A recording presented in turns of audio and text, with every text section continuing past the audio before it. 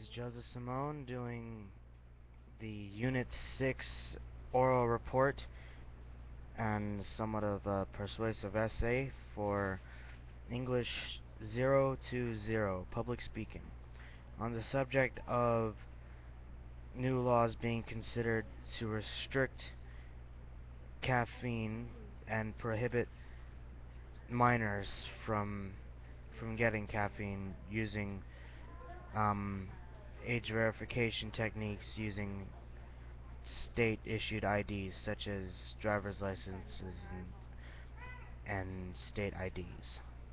Begin speech. Caffeine. You know it, you love it, and it has been at your side many a long night studying. But now, laws are being drafted to restrict the availability of caffeine to minors. Due to studies based on the relation between caffeine abuse, grades, and growth, people who've decided that they know best are making plans to card for caffeine, as it were, to prevent those under the age of 18 from getting their dose of Red Bull or coffee. Although it has although it has been a handy tool for many a scholar in the past, the reign of coffee, Mountain Dew, and all-nighters may be ending. I personally believe that more laws are not the answer, and instead education and a greater sense of buyer beware should take precedence over wanton, unnecessary excess regulation.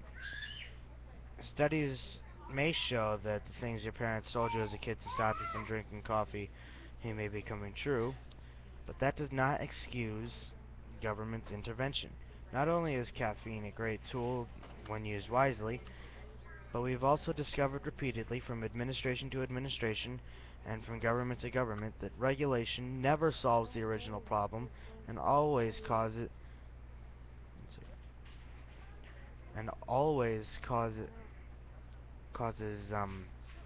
more problems.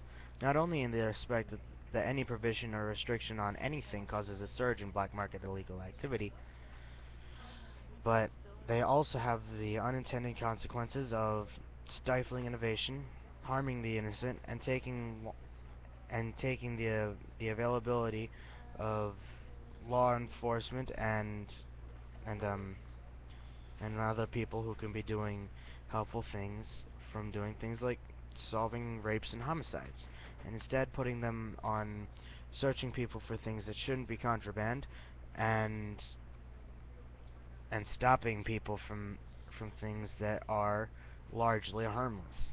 While it may be understandable to claim that minors do not know better about what to put in their bodies, can you straight-facedly tell them you are too stupid to know that too much of something can hurt you? If the problem is development related, tell the parents, because without their parents, kids can't buy anything, and if the parents keep caffeine in the home, then just putting it somewhere that the kid can't reach instantly solves the problem. If if it turns out that caffeine is unhealthy to all ages, then ban it outright. Except that creates even more black market activity, and I'd like to see someone who doesn't who already drinks coffee go without it for a week. There's a reason that rehab is difficult for everyone and for for all problems, because they their body is trained to need it and they're incapable of functioning without it.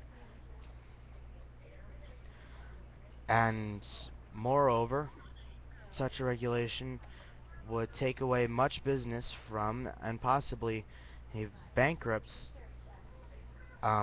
organizations such as Starbucks, Dunkin' Donuts, and Coffee Bean and Tea Leaf.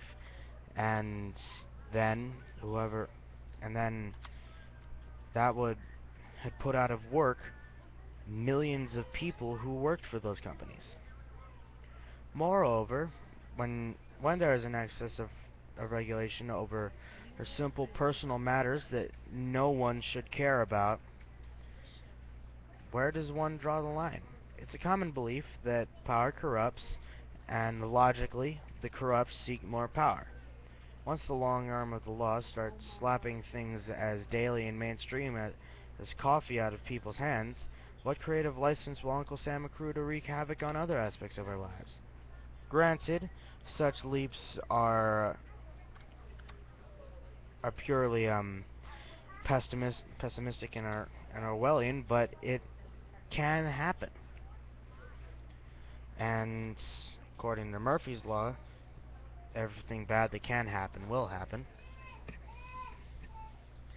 Therefore, it is important that we cling dearly to our rights, even even things as trivial as whether or not people should be allowed to drink coffee before they're old enough to smoke. Especially trivial things, because once everything trivial is gone, what else is there? And because such regulations are unnecessary and allow our protectors to infringe further on our lives.